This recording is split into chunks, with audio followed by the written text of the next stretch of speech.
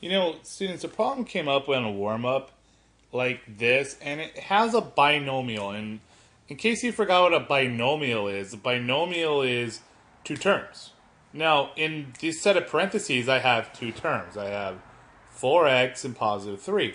But in this case, they're in parentheses. And outside of the parentheses, I see an exponent, 2, or squared.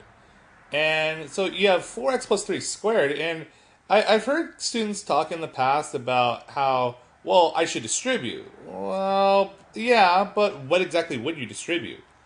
I mean, the thing is, like, if I looked at it, and, you know, as a bit of advice, students, whenever you decide that you're not 100% certain what to do with an exponent, it's always a good idea to type it out. See, so I have 4x plus 3. Now, since that's squared, I want to multiply 4x plus 3 twice. Now see, now this is beginning to look like a FOIL problem. Now some of you said distribution.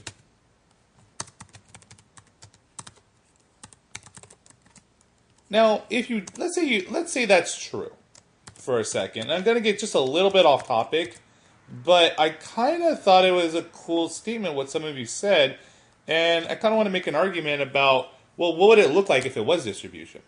Well, you know, the thing is, if it's equal to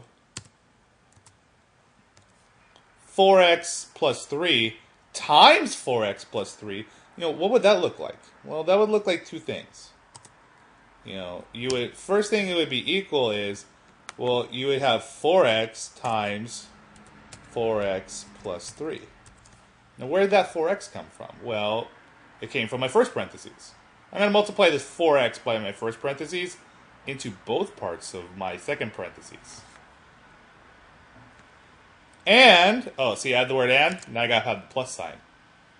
Now let's see, what else is in my first set of parentheses? I have plus 3. And I would also multiply that into 4x plus 3. So if you said distribution, yeah, you know what? You're right. You are distributing here. And since you're distributing, but keep in mind what you're distributing. You're distributing the first term, 4x, into this entire parentheses, 4x plus 3. You're also distributing this constant 3 into the second term of my first parentheses, into the entire second parentheses as well. So it has the same meaning. Now, if you ever get confused, 4x to the third power, and it's inside of parentheses, it's squared is 4x to the third power times 4x to the third power.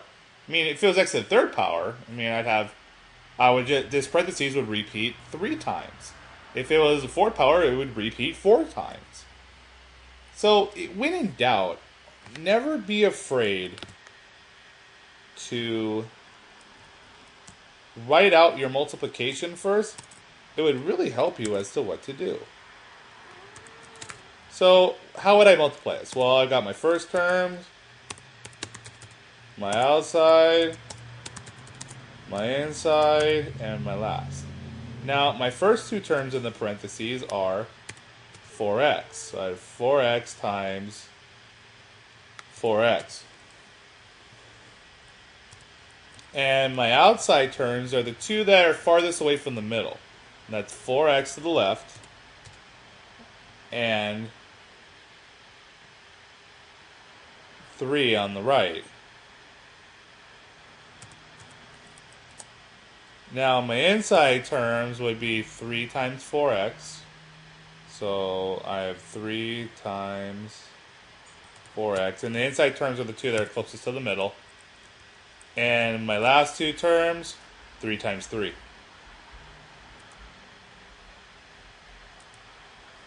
Equals. Now 4x times 4x, 4 times 4 is 16. And x times x is x squared.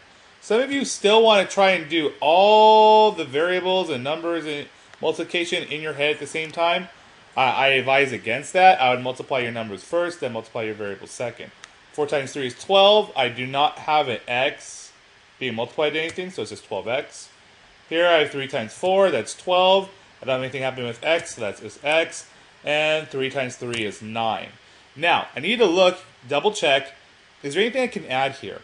And, usually when you can add, usually it's your outside and your inside terms. And in both cases, it's 12x. So, let's see, I have 16x squared. And I can't, pretty rare I'm ever going to add the first terms with anything. And here, my outside and inside terms are both 12x, so 12 plus 12 is 24. The reason that I'm allowed to add is because the variables match. In this case, they both have x. There's no exponent. Everything matches. Now I can go ahead and add the coefficients together. And my last term is 9. So, if I ever have 4x to the third power squared, just make sure to write out your multiplication first. More often than not, you're probably going to figure out it's a FOIL problem in disguise. I hope this helps.